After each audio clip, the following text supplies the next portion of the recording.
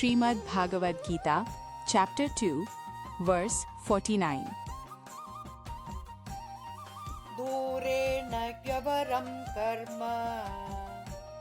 बुद्धियोगाद्वनञ्जय बुद्धौ शरणमन्विच्छ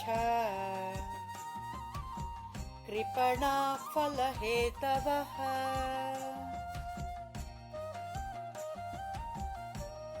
Seek refuge in divine knowledge and insight, O Arjun, and discard refuge-seeking actions that are certainly inferior to works performed with the intellect established in divine knowledge.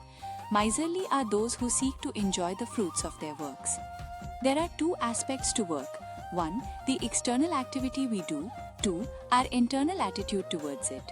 For example, let us say that a temple is being built in the holy land of Vrindavan. The workers are engaged in a sacred activity, but their attitude is mundane. They are concerned with the salary they receive.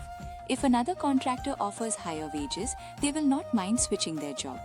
There is also an ascetic living in Vrindavan who, seeing the glorious temple being built, engages in kar seva, voluntary work, as a service to God. The external work performed by the sadhu and the workers are the same, but the internal attitudes are poles apart. Here, Sri Krishna advises Arjun to move higher in his internal motivation towards work.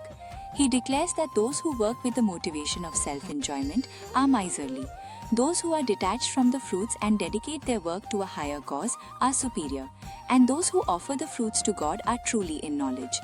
The word kripana, miserly, has been used here. The Srimad Bhagavatam describes a kripana. Na veda kripanaha shreya atmano guna vastu drishtaha tasya tan ichchato yached yadi sopi tathavidaha. 6.9.49. Kripana are those who think that the ultimate reality consists only of sense objects produced from the material energy. Again, the Srimad Bhagavatam states, Kripana yo ajitendriyaha. 11.9.44. A kripana is one who has no control over the senses. As an individual evolves to higher levels of consciousness, one naturally sheds the desire for enjoying the fruits of work and moves in the direction of service. Bill Gates, having renounced his position in Microsoft Corporation, now dedicates his energy in the service of society.